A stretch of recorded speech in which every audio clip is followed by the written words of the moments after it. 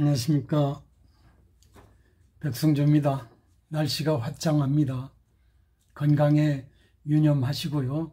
특히 코로나 예방에 만전을 기하는 나날이 되시기 바랍니다. 오늘 방송 주제는 트럼프 탄핵 부결과 박근혜의 탄핵이 주는 시사점이라는 주제로 여러분한테 말씀을 드려보겠습니다. 미국 상원에서 트럼프 탄핵안 통과에 열표가 부족해서 부결됐다는 외신이 전해져 있습니다.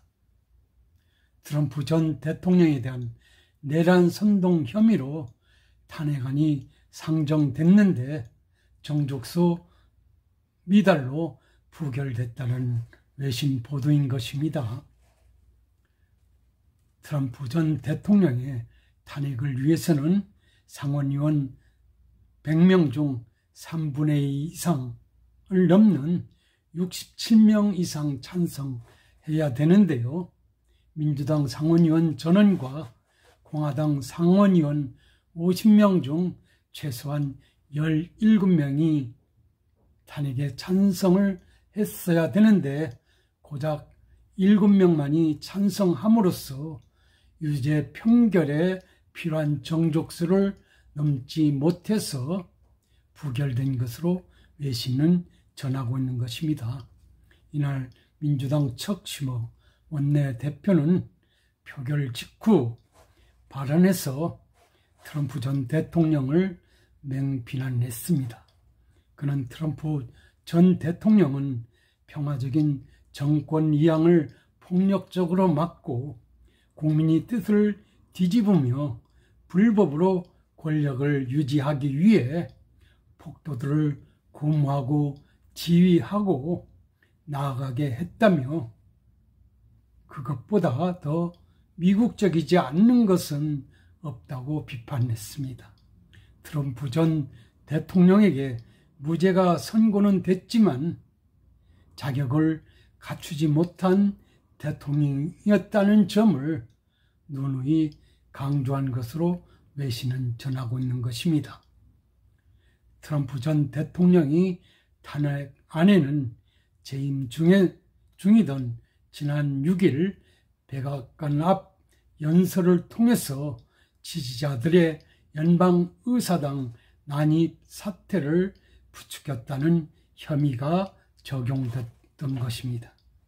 탄핵안은 지난 13일 하원에서 가결됐습니다. 232명이 찬성했고 197명이 반대를 했습니다. 공화당 하원의원 가운데 10명만이 찬성에 동조한 것으로 알려져 있습니다. 이후 탄핵안을 넘겨받은 상원은 지난 9일부터 심리를 시작했습니다. 10일부터 이틀간은 하원 소추위원단의 탄핵 혐의를 주장하는 시간을 가졌고 12일에는 변호인단이 변론에 나섰습니다. 양측이 공방이 끝난 후 상원은 이날 최종 변론을 진행하고 표결에 붙였습니다. 이번 탄핵 심판은 트럼프 전 대통령이 재임 중이던 2019년 이른바 우크라이나 스캔들로 탄핵 심판을 받은 후 두 번째라고 합니다. 당시에도 하원에서는 탄핵안이 통과됐었으나 상원에서 부결됐던 것입니다. 트럼프 탄핵 사유는 제 개인적으로 보건대는 너무나 당연함에도 어떻든 의회 평결에서는 탄핵당하지 않았다는 사실이 되겠습니다. 상원 의원 공화당 출신들은 10명 정도, 7명 정도만이 이탈표가 발생함으로써 정당의 구성원으로서 본분을 다한 것이 아니냐는 그런 생각을 하게 합니다. 특히 미국에서는 전통적으로 탄핵 발의는 하나 역사적으로 우리들처럼 탄핵을 함부로 표결하지 않는 그런 전통이 있어 왔다는 점을 연상해 본다면 이런 전통을 이어간 것이 아니냐는 그런 생각을 해보게 합니다. 이런 상황들을 우리가 통해서 느끼는 것은 아마도 미국에는 민주주의가 살아있음을 보여주는 것이 아니냐는 것입니다. 견제와 균형을 하지만 서로의 어떤 합일된 그런 어떤 의사의 어떤 진행을 통해서 가능하다면 정치적 결단은 내리지 않는, 다시 말해서 탄핵 결정을 내리지 않는 그런 전통을 유지하고 있는 것이 아니냐는 그런 생각을 하게 합니다. 그런데 우리는 어떻습니까? 법관까지도 탄핵하는 그런 나라가 되어버렸습니다. 법치의 어떤 독립을 무색해하는 그런 힘의 논리가 작용하는 그런 나라가 되어버리고 있는 것입니다. 지난 박근혜 대통령 탄핵 당시를 연상해 보겠습니다. 우리 국회는 2016년 12월 3일 우상호, 박지원, 노회찬 등 야3당 의원 171명이 서명으로 박근혜 대통령 탄핵 소추안이 국회에 발의됐습니다. 소추안은 13가지 탄핵 소추 사유를 나열하며 박근혜 대통령은 직무 집행에서 헌법과 법률을 광범위하게 그리고 중대하게 위배했다고 밝혔습니다. 당시 소추안에서는 공무상 비밀 누설, 최순실 씨 등 비선 실세에 의한 국정농단, 사기업에 대한 금품 출연 강요, 특정 언론사주 퇴임 강요 등 언론 탄압, 세월호 참사 당일 7시간 직무 공백 등 5가지 헌법 위반 사항이 명시됐던 것으로 알려져 있습니다. 박 전 대통령이 헌법 준수 의무를 위배하여 국민 주권주의와 대의민주주의 본질을 훼손하고 세월호 참사 당일 제대로 위기관리를 하지 못하고 행적을 밝히지 않는 것 역시 헌법 10조에 의한 생명권 보호 의무를 위배한 행위로 당시 탄핵소추에서 지적된 바 있습니다. 또한 국회 소추안에는 미르 K스포츠재단 출연금 모금 과정에서 제3자 뇌물수수, KD코퍼레이션과 현대차 간 수의계약 체결 강요, 청와대 문건 외부 유출 등 법률 위반 행위도 4건이 포함된 것으로 알려져 있습니다.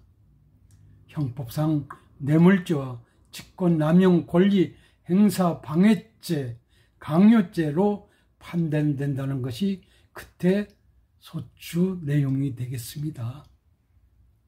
그런데 개인적으로 보건대 트럼프처럼 내란 선동죄도 현 정권처럼 여러 가지 논란이 되고 있는 민주주의를 왕창 거들릴 소지가 있는 그런 혐의 내용은 없어 보인다는 점이 되겠습니다.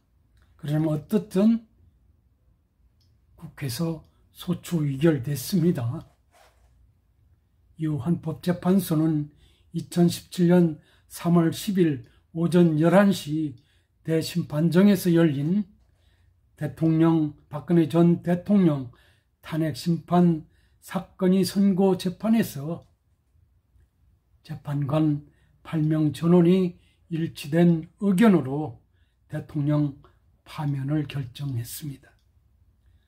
박근혜는 대한민국 헌정사상 최초의 파면된 대통령이 됐습니다.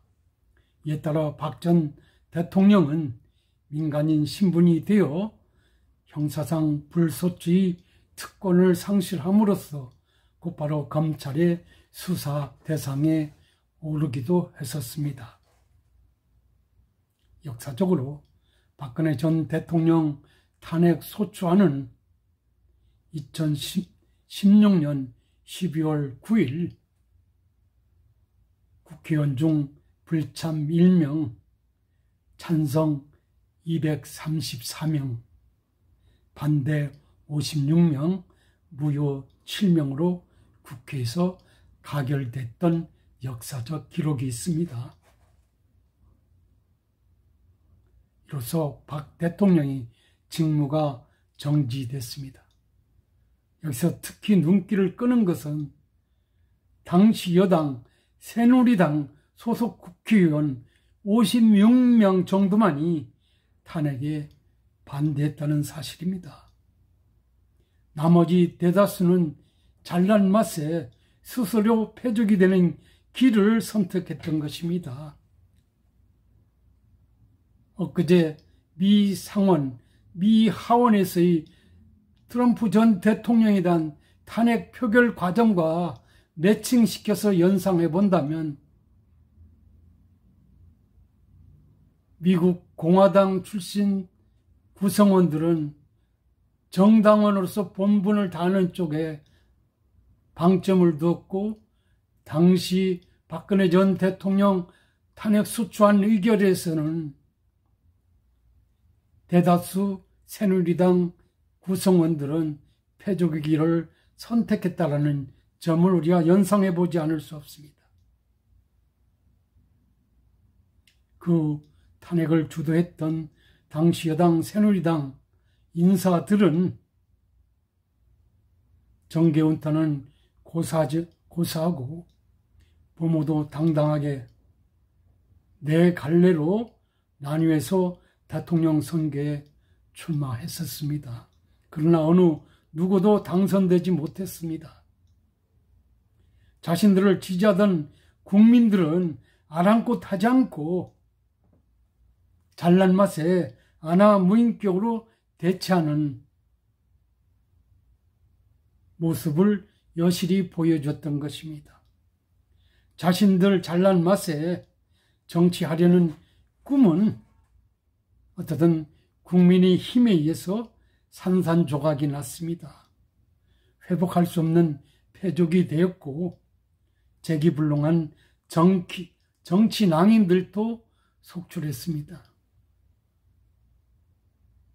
설상가상으로 지난 4월 4.15 총선에서는 완전 정당이 거덜났습니다. 지금은 당대표나 도령나게 선출할 수 없는 인재난으로 허덕이는 외주 정당으로 전락했습니다. 자신들의 원죄로 낭이 되면 그만인데 5년이 지난 지금 나라가 어떻게 돌아가고 있는가에 대한 반문을 해보면 백성들이 어떻게 되어 어떻게 고민하고 있는가를 생각해 본다면 기가 찰 노릇입니다. 자신들이 정권 가져가라고 지원을 아끼지 않았던 그 정당은 180석 의석을 확보해 놓고 힘이 논리에 따라서 법률 만능주의, 패권주의에 사로잡혀서 대한민국의 민주주의를 거덜내고 있는 그런 형국이 현재 진행되고 있습니다. 통제불능한 정권으로 이어지고 있는 것입니다. 이런 상황은 지금 민주주의가 위기에 빠져 있고 백성은 토탄에 직면해 있으며 청년이 미래는 참담한 그 자체라고 하지 않을 수 없습니다. 만약에 당시 여당인 새누리당이 엊그제 외신에서 전하고 있는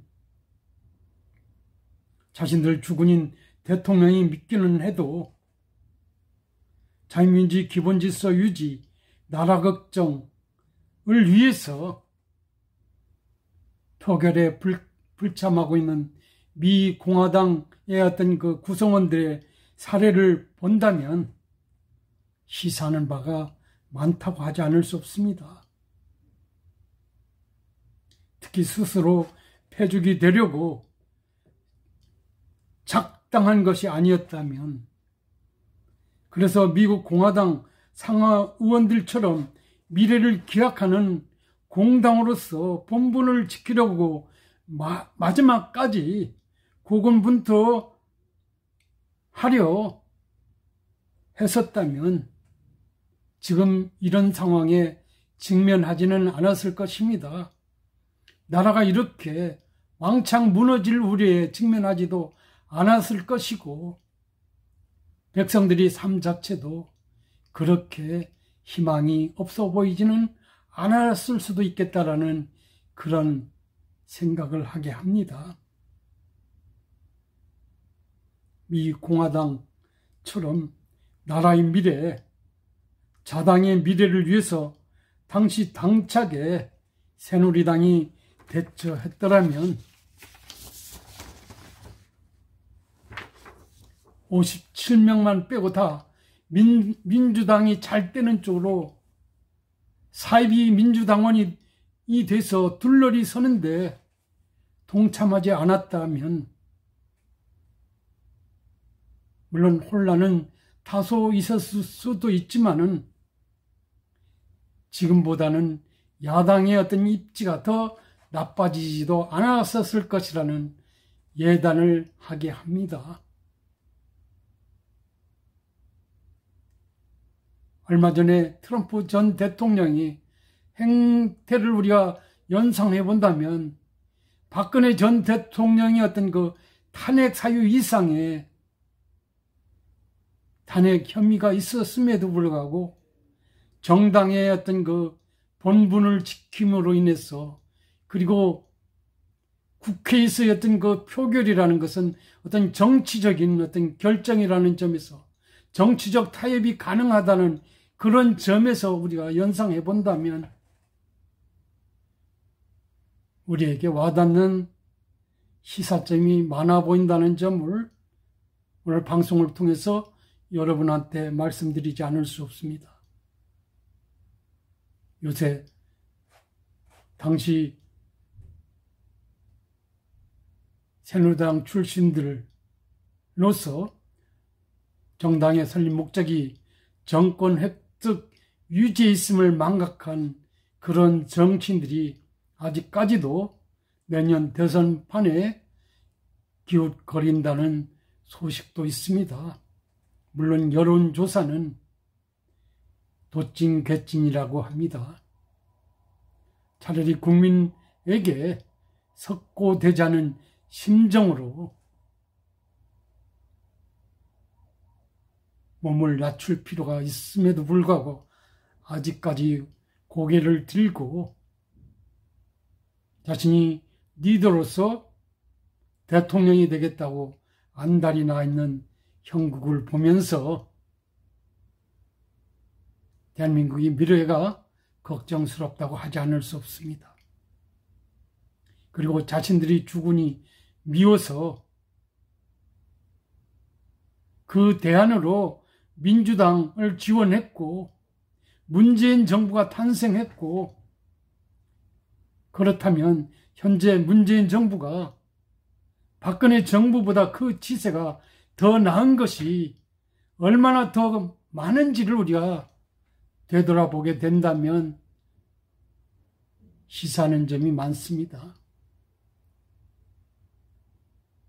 제가 역사를 쓰면서 박근혜 탄핵 사건에 대한 여러 가지 역사적 기록들을 보면서 저건 정부 여당에 의해서 저질러지고 있는, 물론 혐의적이고 언론 보도의 내용이 어떤 잘못되어 있었는지는 모르지만은 헌법에 반하는 위법한 그런 어떤 사태들이 드러나고 있고 검찰개혁 운운되고 있고 법무부 자체가 국민을 위한 법무부가 아니라 정권을 위한 보입으로 전락되는 이런 상황들을 보면 정당 구성원들이 역할, 본분이 무엇인지를 되새기게 하는 그런 아침이 아니냐는 그런 말씀을 해봅니다. 어느 정당이든 정당의 설립 목적은 정권 획득, 유지에 있다는 것입니다. 그래 본다면 미국이 공화당 구성원들처럼 그 본분을 다하는 그런 정당들이 대한민국이 정당으로 새롭게 탄생하는 그런 날을 기약해 보겠습니다. 나라가 걱정스럽습니다. 여러분도 마찬가지겠죠. 오늘 느닷없이 약간의 힘주어서 걱정스럽다는 말씀을 해봤습니다. 좋은 하루 되시기 바랍니다. 감사합니다.